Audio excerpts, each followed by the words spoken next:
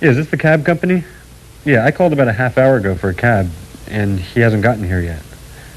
Yeah. No, I have to do an instructional video today for REH, and I really got to get moving. So that might be... Come in!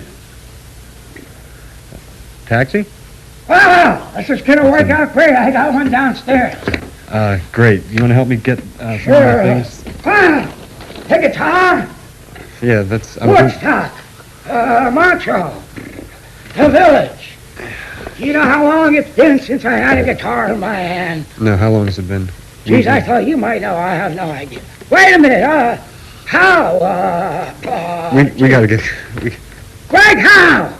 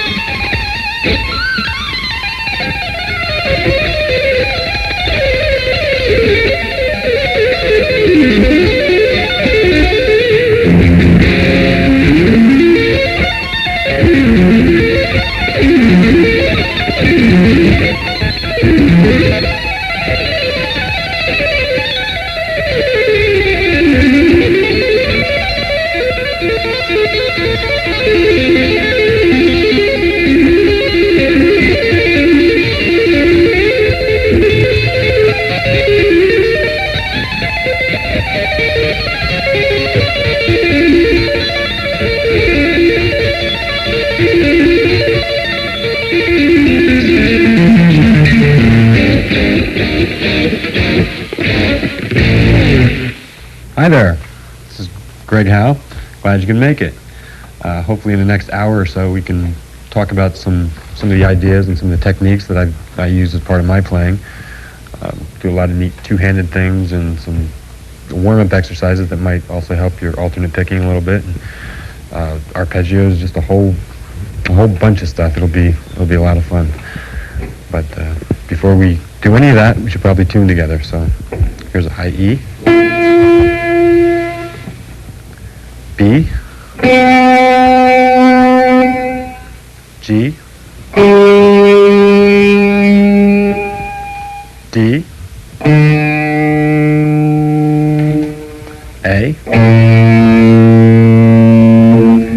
and low E.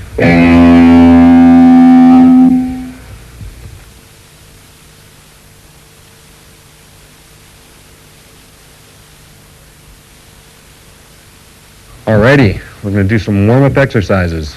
A lot of you probably just want to jump right in and do all the flashy stuff, but it's a good idea to probably warm up first.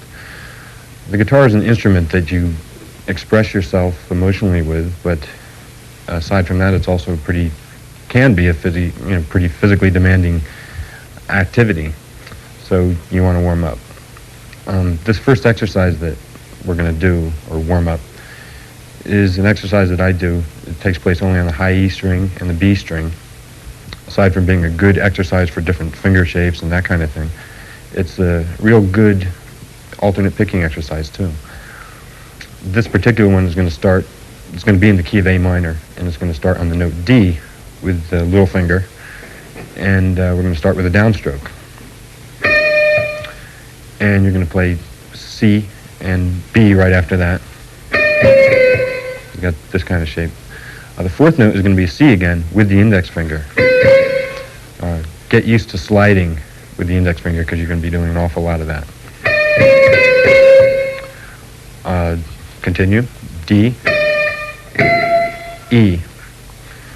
So far we have this. Then you're going to go back to the D, back to the C. That's everything on the high E string. It's going to be a 16th note oriented pattern. You'll recognize it as soon as we get going.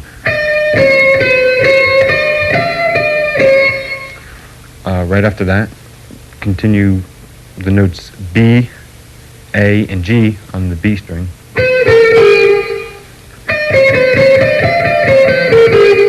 Then slide up to the A again on the B string with the index finger. Continue. Play B and C on the B string. It probably sounds a little confusing. It's not. Let me just play it slow once.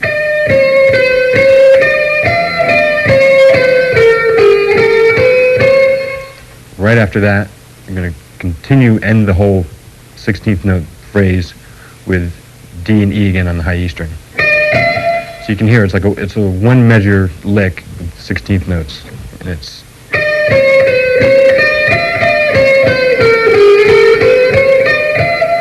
So you can hear the 16th notes.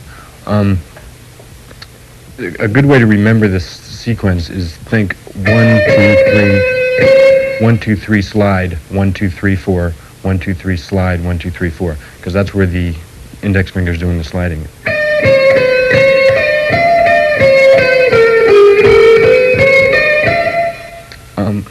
We're just going to continue. It'll be the same thing. Keep it in A minor, and you'll start on F this time. It's going to be the same sequence, but it'll be a harmony to that.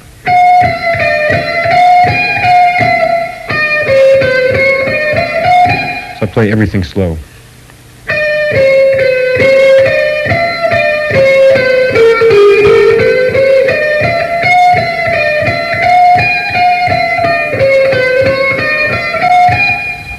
Take it up one more. We'll start on note A this time. Same sequence.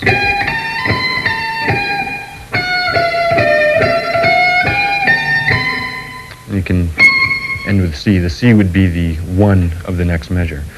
So if you play it comfortably, you'll hear the 16th notes.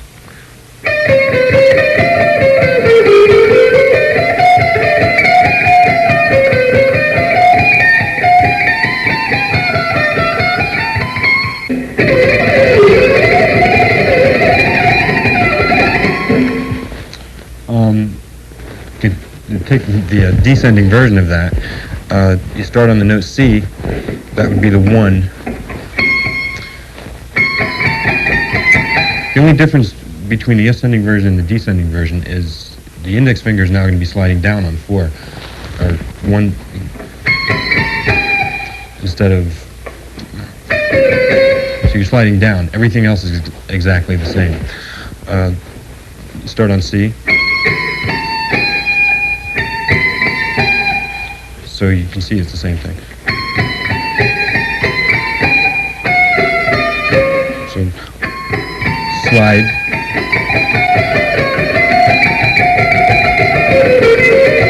It's the exact same thing backwards. Just remember the slides are in the same place, but they're going down now instead of up. So I'll just run through the whole descending scale or exercise slowly.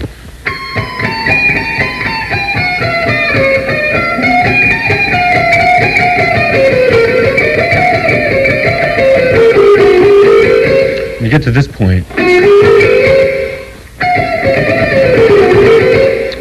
to turn it around so that you can continue going up and down, without stopping, think of one slide down, one slide up. So you'll let me just run through that real slow so you can see what I'm doing. Starting on the D that we originally started on.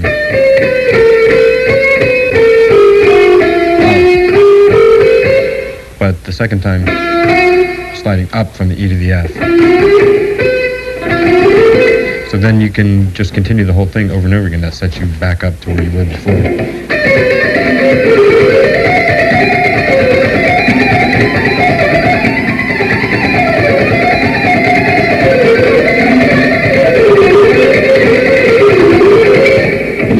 And just continue up and down.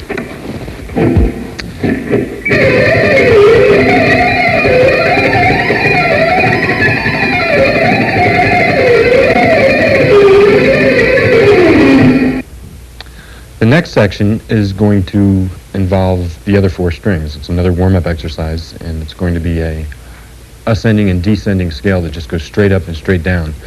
The weird thing about this is that it's going to be based on 4 notes on a string as opposed to 3, which a lot of you are probably used to. This particular scale, with the exception of the very first string, will have 4 notes on every string. And again, it's going to be the index finger doing all of the work. The index finger will be playing 2 of the 4 notes that you hear. So let me give you an example. Remember, I said with the exception of the first string, the lowest string, you'll be playing 4 notes per string. So start on the note A. Because of the way we're going to descend, I'm starting with an upstroke. So if you want to do it the way I'm doing it, start with an upstroke. You'll play down on the note D on the A string, and then the index finger will go up to E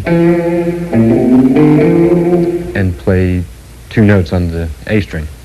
And you play F and G as you normally would, so you can see. Just continue. Play down on the note A on the D string, and again the index finger will slide up to B. And that will be an upstroke. Continue. C and D. 1 more string. At the note E on the G string, and the index finger will slide up again, getting the note F. So the index finger is getting 2 notes on every string, and then end with G and A. So the whole scale slow.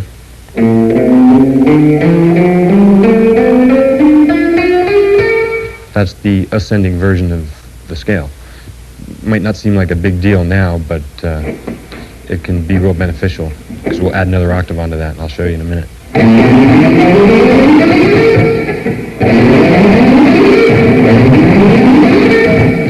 That kind of thing is easier for me. I'm always going to the adjacent string with the same stroke, and for me it's just a lot easier. So there I played a 2-octave scale and haven't even gotten to the B string or the E string yet. The descending version of that is going to be the exact opposite.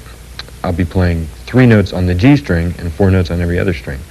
So whereas we hit this E on the way up, this time we'll play the E on the D string on the way down. So you will have ended with an upstroke, supposedly, and A, G, and F. And then you play E, D, and C, and B on the D string. Those are your 4 notes. On the A string, you play A, G, F, and E.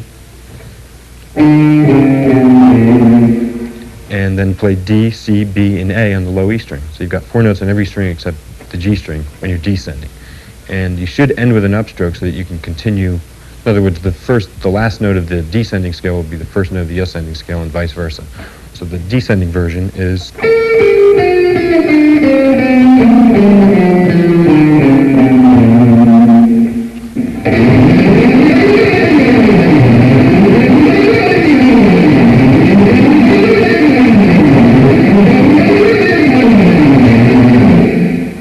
The next warm-up exercise is pretty much the same thing, but we're going to tack on the third octave. And it's going to be the same idea. You're playing 4 notes on the string. The only problem now is that you have to jump up 2 frets to hit this note B. So you will have ended here with an upstroke. You have to jump up 2 frets, hit the B, and then again you slide up to the C and add D and E. We're going to end it with only 3 notes on the high E string because of the way that we're going to descend. So just play F, G, and A on the high E string. So the whole thing slow from the low A.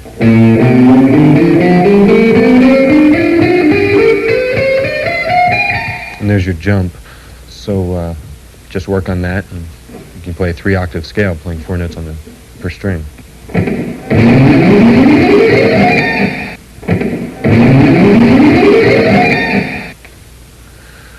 To descend from this scale, I'm going to have a completely different approach. I don't descend the same way that I ascended. I'm going to have 4 notes on the high E string. What this will do is, I ended the last note, the high A, with a downstroke. So I'm going to play 4 notes descending on the high E string. This way I'll end with an upstroke. I can hit the B string with a downstroke. So I'll be playing 4 notes on the high E string and 4 notes on the B string. Now here's the weird part. I'm only going to play 2 notes on the G string, G and F. And the rest is going to be 4 notes. So you're playing 4 notes on every string descending except the G string. You're only playing 2. And what this allows me to do is always be going to the adjacent string with a downstroke. So let me just go through it slow once.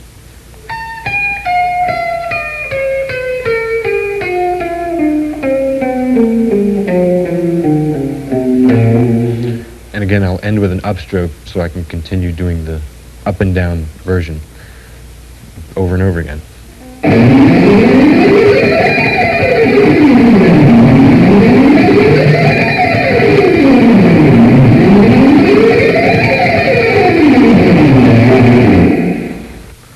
Here's another approach to 3-octave scales that might make it a little bit easier for you mentally to think about.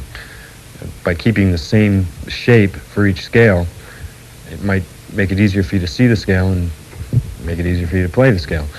I'm going to stay in A minor, only this time I'm going to start on the note B, and I'll play 4 notes on the first string that I'm starting on, which is the low E. Play B, C, D, and E. And I'll play 3 notes on the next string, F, G, and A. And that gives us a 1-octave scale. If you look at that shape, the index finger is playing B and C. You have 4 notes on the first string, 3 on the second, then that's your scale. Play the same thing right here. And then one more time. The picking is going to change. The way I descend, because of the way I descend, I'm going to start with an upstroke just like I did before. And if that's the case, then the next time I get to the first note of the same shape, octave higher, I'll have to start with a downstroke. Up, down, and then up again for the 3rd octave. But the index finger is playing 4 notes, B, C, D, and E on every octave. B, C, D, and E. So that might make it easier for you.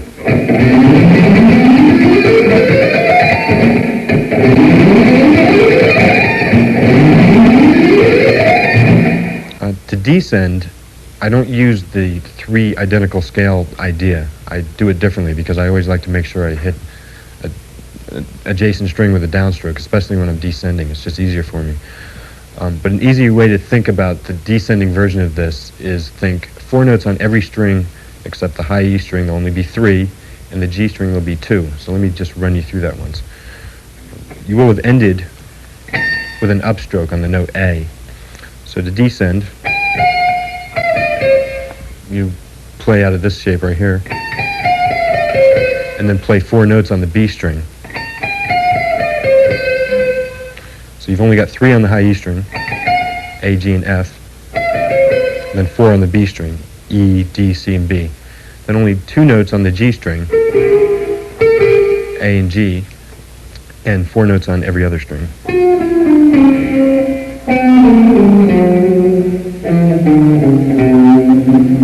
Let me just play the descending scale slow once.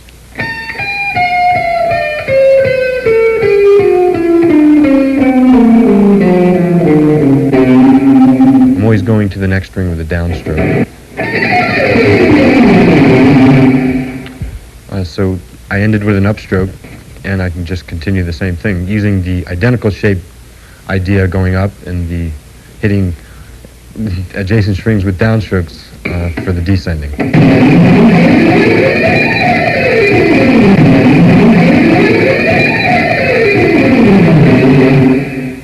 Using that same idea for a harmonic minor scale can be really useful.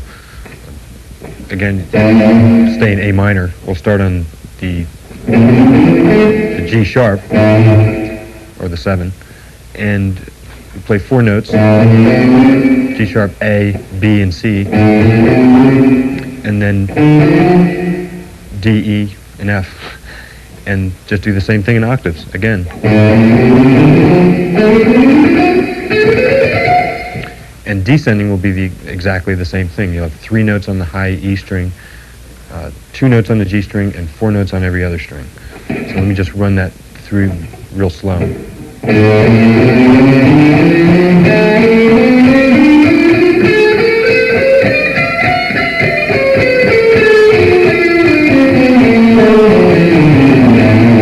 Descending has a couple of weird shapes, and let me just run through it real quick. Excuse me, I'm terribly sorry. I know you're busy and everything. I was just walking by the hallway and I heard the way you were going so fast on it. That's truly amazing. Well, listen, I know you're busy. Why not? I'll talk to you just a little bit. Alrighty. You start with, you're going to start on the Just one note. more thing, sir. Does that come in that color, or I'm you in the middle of a video right now. I'm doing You're an right. When instructional you're right, video. you're right. I'll listen. I'll talk to you later. Okay. I'm starting on the note F, and basically I'm going to pull off to E, and then Keep it up. It's fantastic. you'll have 3 notes on the high E string, like I said. You'll have F, E, and D, and you should have ended with an upstroke with the ascending scale, so the D will be an upstroke on the way down. You have 4 notes on the B string, C, B, A, and G sharp. You have 2 notes, again, on the G string, F and E. D, C, and B, and A on the D string. And then G sharp, F, and E. That's kind of a weird stretch, but it's no big deal.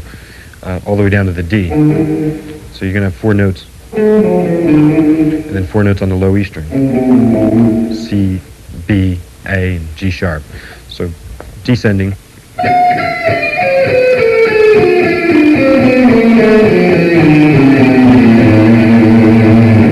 And just play it over and over until you can go up and down fast.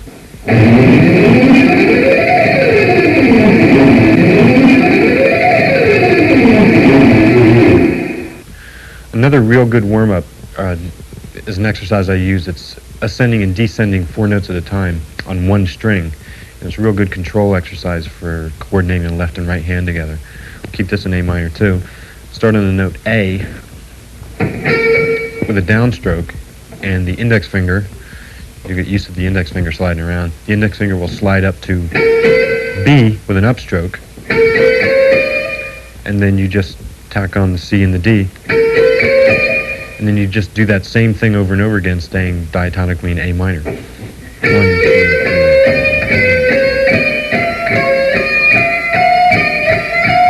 The beginning of each 4 notes starts with a downstroke.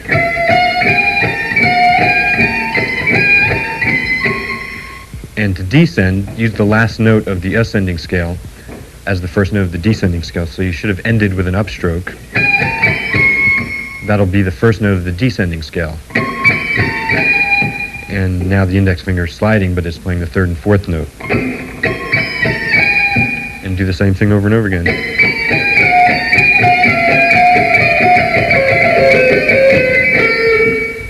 That's the toughest part. If you want to continue going up and down, you'll have to slide twice down to the A, because you're descending and ascending real quickly at the same time.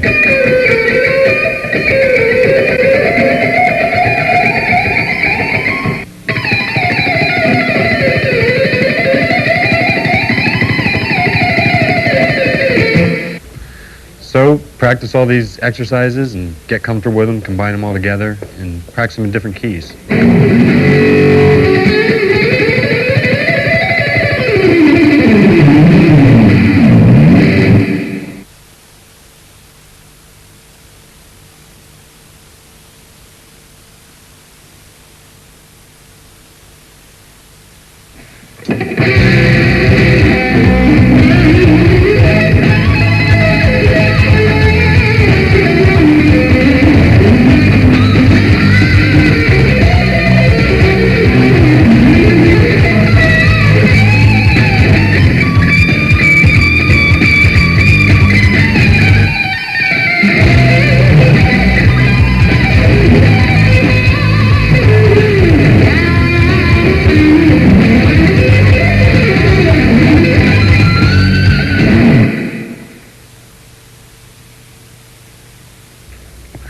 I'd like to show you some of my favorite licks, some of the licks that I use all the time. And a lot of these won't necessarily be picking every note, so it'll be a little bit something different. One of the licks I use all the time is a lick that ascends and descends 4 notes, but I don't pick every note. I hammer on and then pick the high note. Do this one in A minor. I'll start on the note C and hammer onto the D and hammer onto the E on the B string. I sort of have the 13th fret barred. I'm hitting up on the F. And then I'm picking all the notes coming back down. And what that allows me to do is get a lot more speed that way.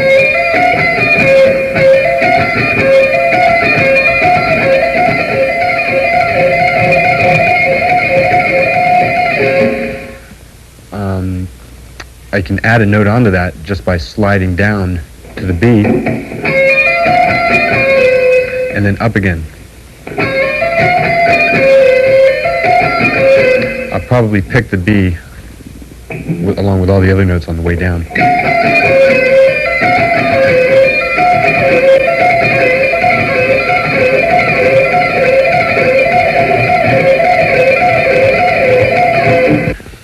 You can do a lot of things with barring. I do a lot of things like that, where I'm barring the high E string and the B string. I do a lot of blues licks that way. Here's another easy kind of lick that sounds kind of cool. I'll do this example in E. This will be like an E blues lick. All you're doing is hitting up on the high E string and down on the B string on the note D and pulling that off to a B, kind of a pentatonic thing. And then you're hitting the note A on the G string. And then you're going back up again. The way I'm picking it is up on the E string and down on the other two. But when I ascend, I'm hitting up on the B string. Let me just play it for you slow and I'll speed it up.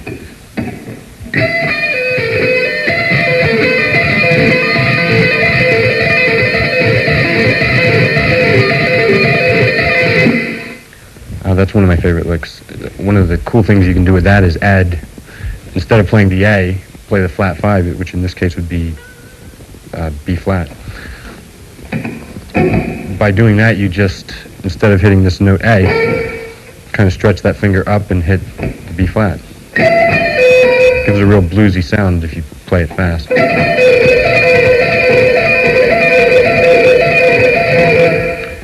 And, you know, you can use that as part of a lick that descends or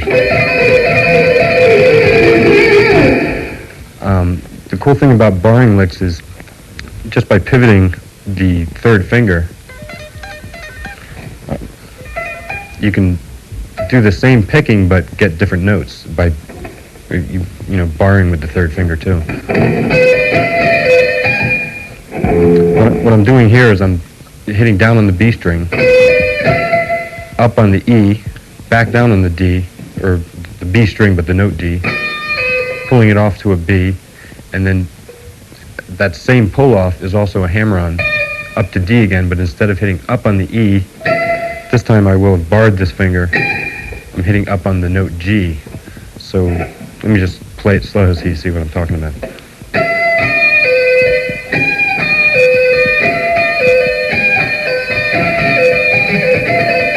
That's another lick I use a lot.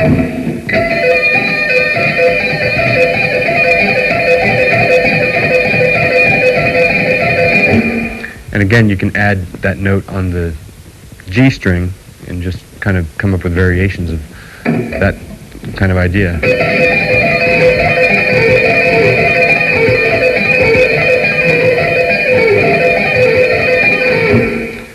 And that's one of my favorite licks.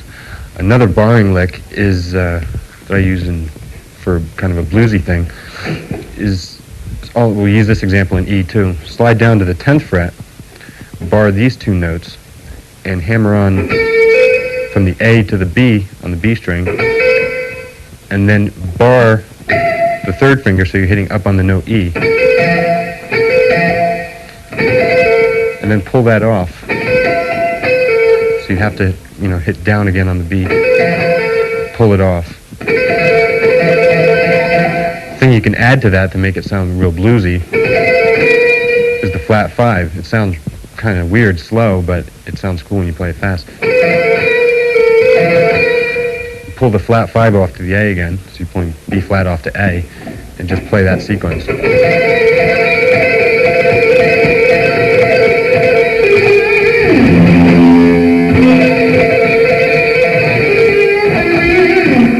That's one of my favorite licks. Another blues lick that's barring sounds similar to that. This is kind of weird because you'll be barring with the second finger this time. Start on the flat 5, or the 11th fret of the B string. That would be the flat 5. Hammer on to the B, and then up on the note E. So the second finger is the finger that's barring. Hit back down on the note B, and pull it off. Then with your third finger, reach up and hit the D on the B string. The whole thing slow is going to sound like this.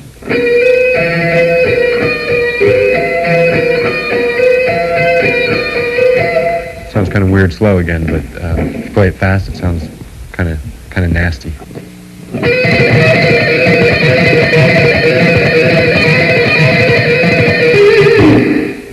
One of my favorites. Take that same barring idea and use it on some of the other strings. You can go like right across the fretboard barring. That's another thing I do a lot, which is, let me just show you what it is. If I was in E, say E blues, start on the note A, and I'd hammer onto the B, and then bar with the third finger up on the note E. Then hit the B again, pull it off to A. Then just, at that point, after you've gotten down to the A, just do a simple pentatonic hammer-on to the B, to the D, and to the E. Let me just show it to you slow so you see what I'm talking about.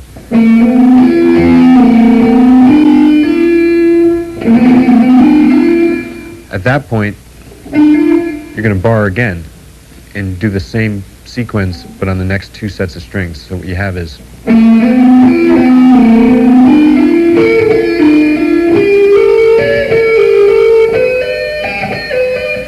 the only weird part is when I hit that C sharp, and if I'm in E blues, then that note works.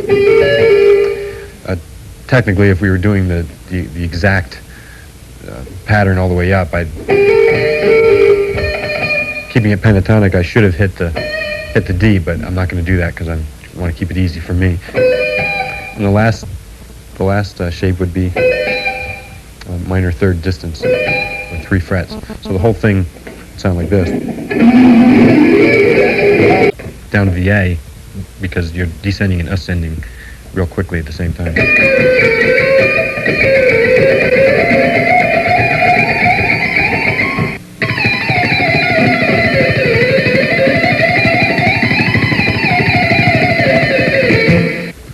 So practice all these exercises and get comfortable with them, combine them all together, and practice them in different keys.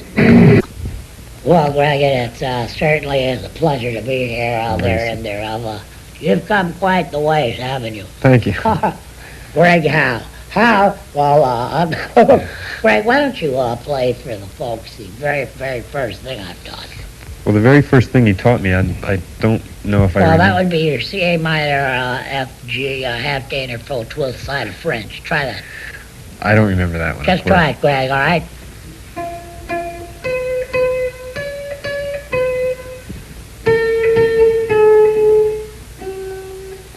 That last note. Would we try that way? Is that it? That's close enough. Boy, has he come. Greg, all the best. I'm going to get back to class now, and it certainly was a pleasure meeting, and bye. He's a great guy. I hope I see him again real soon, like within the next 20 years or so.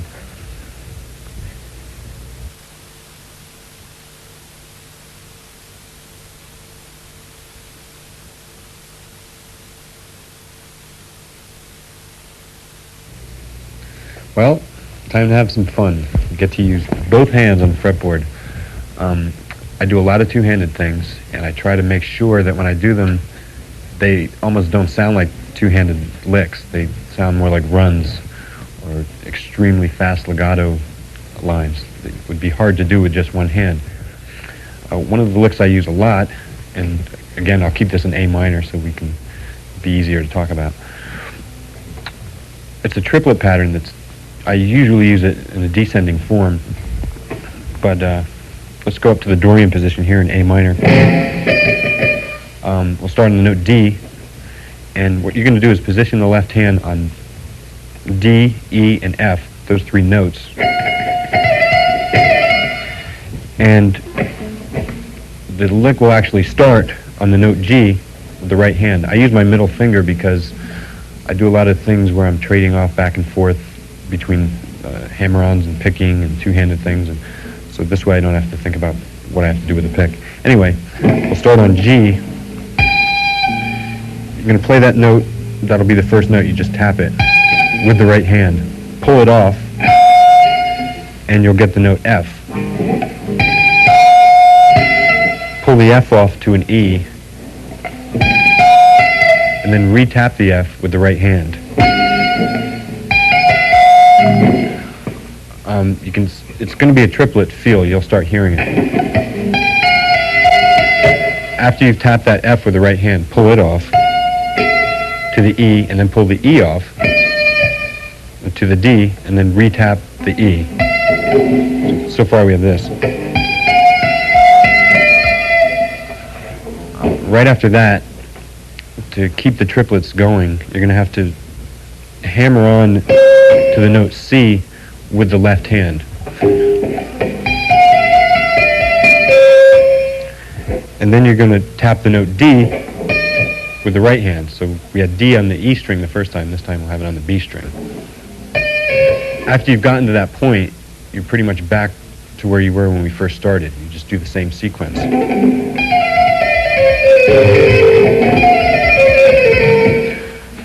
To keep it going all the way across the fretboard, you'll only have to tap 2 times on the G string,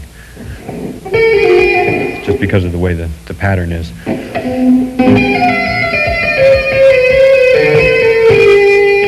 After you've gotten down to the B on the B string, and you've pulled it off to the A, the left hand by itself will tap the G note on the G string. The right hand will tap the note A on the G string.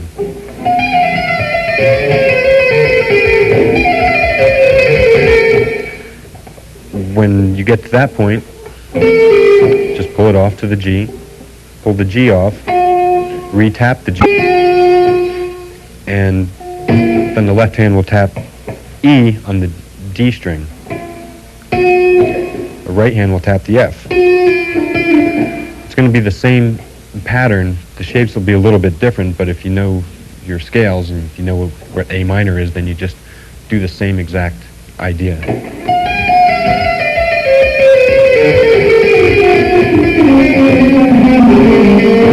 Take it down as far as you want. You can, until you run out of strings or until your hands collide with each other, which might create even a cooler effect. Another variation of that is a blues idea or a pentatonic idea. Keep it in A. We'll jump down here. It's going to be the same idea, but you won't be tapping as many times on one string. I'll start here on the note D on the high E string.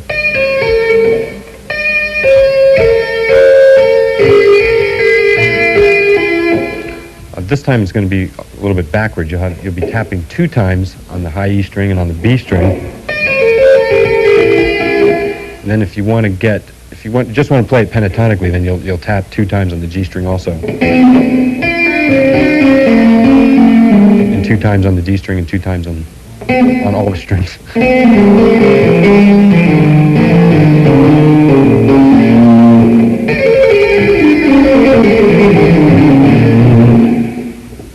If you want to get the flat 5 in there and make it sound really bluesy, then you'll tap 3 times on the G string. When you get to this point, instead of going to the note D, go to E flat or G sharp, and then tap on the E, pull that off to the flat 5, pull the flat 5 off, re-tap it with the right hand, pull it off, get the note D, pull it off, re-tap the D. Just do the same idea, except you'll be tapping 3 times on the G string. So.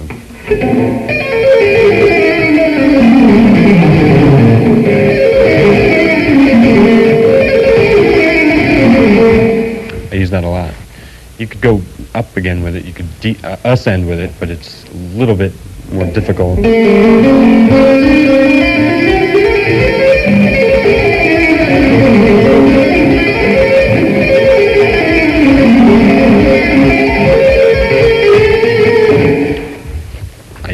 It's one of my favorite licks, and another good two-handed lick that doesn't sound like a two-handed lick, or it doesn't sound like an arpeggiated,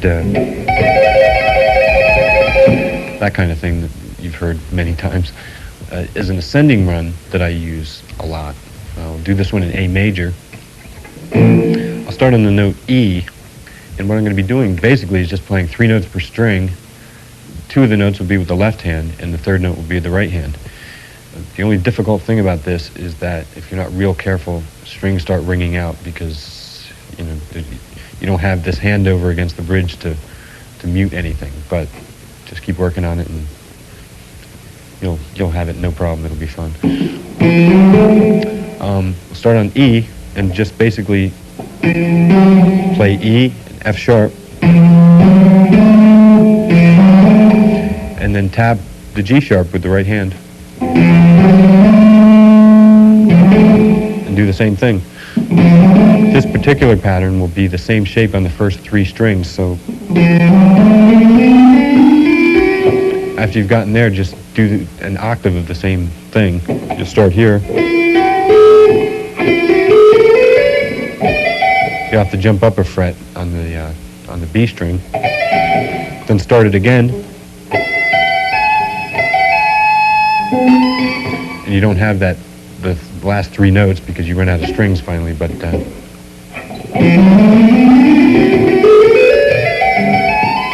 can get a lot of speed with that, probably faster than anyone's left hand if you work on it.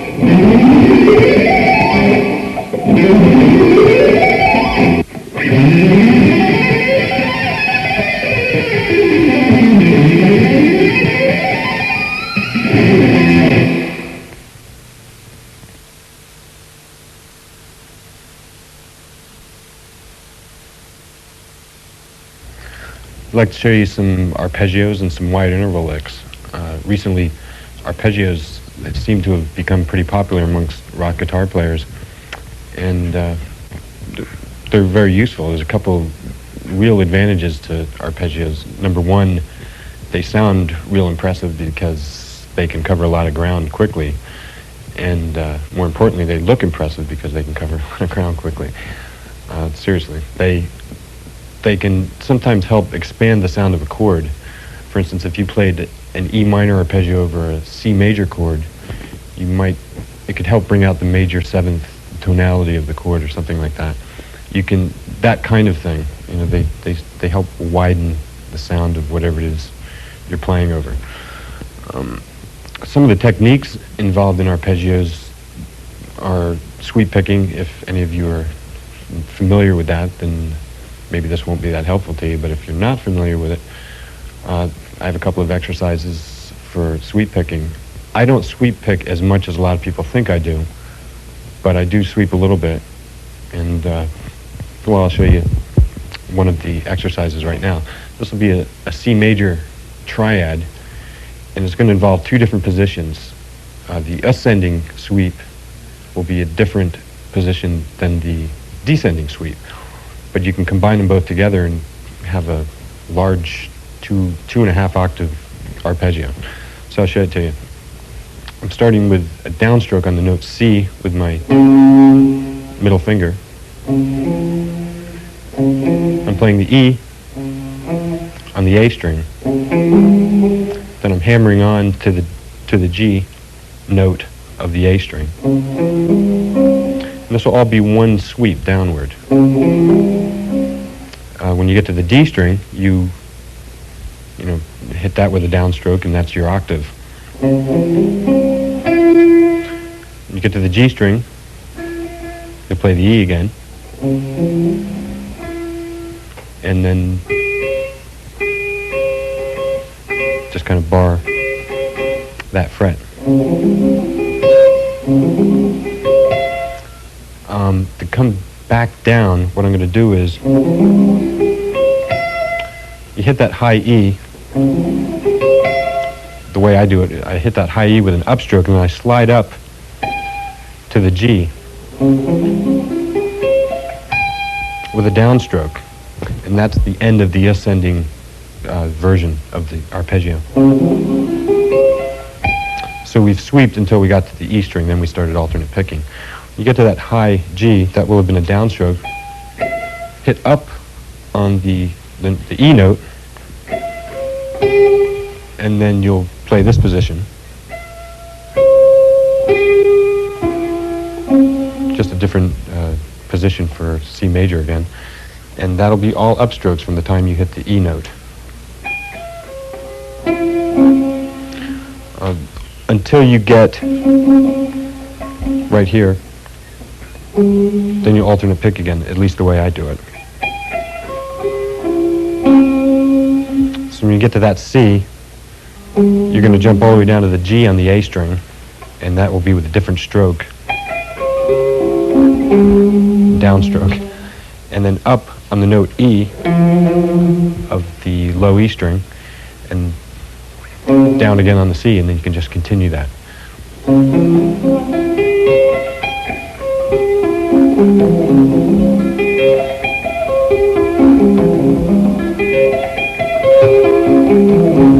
Build it up until it gets faster and you're comfortable with it.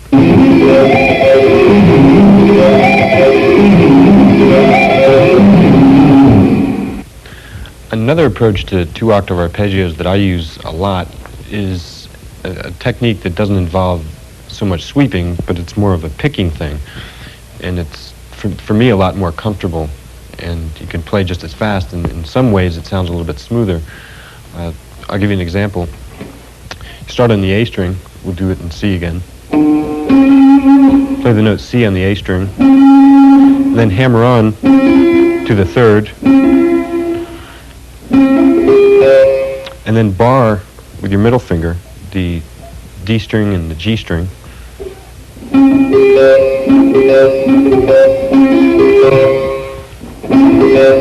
And the way I'm picking that is downstroke on the A string, a downstroke on the D string, and an upstroke on the G string. Then you're going to jump up 2 frets, or to the fret where your middle finger was, but with your index finger, and bar the B string and the E string.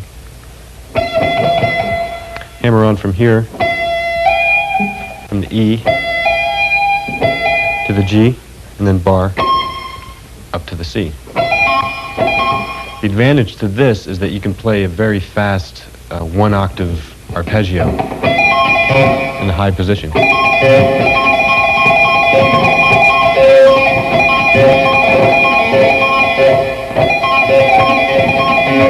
That kind of thing. And, you know, to play it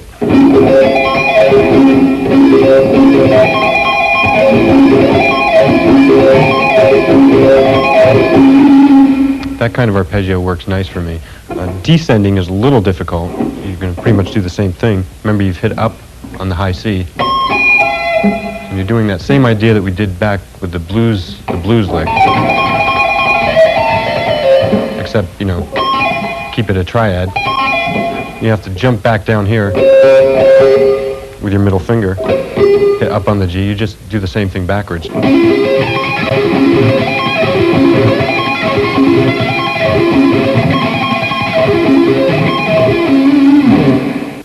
The minor version to that is almost identical fingering-wise and picking-wise. All you have to do is make a couple of minor adjustments. Instead of hammering on a major third, hammer on a minor third, and you'll still have the same thing there with the middle finger. This time, instead of jumping up to this fret, jump up a half step down from that, but you'll be hammering on to the same place that you were hammering. So you're just taking the third and making it minor. And this is a little bit easier, actually.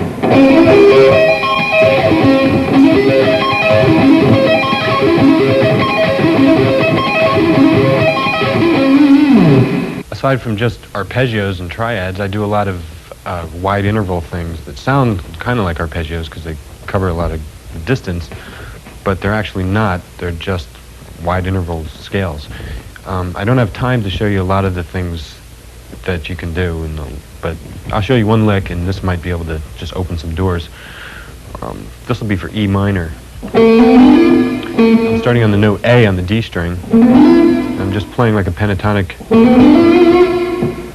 form right there. Then with the right hand, I'll tap to the A on the G string. Right after that, I'll jump up to the B note with my index finger of the left hand, and then hammer on to the note D. So I'm picking and I'm tapping and all kinds of stuff. From that point, you can do what you want to do. You could maybe just take it that high, maybe add on an E.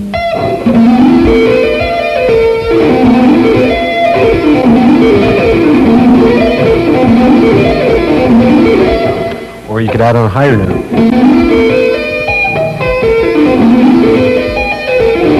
Any note that's in the key, or anything that you're trying to, whatever you want it to sound like, add that note to it.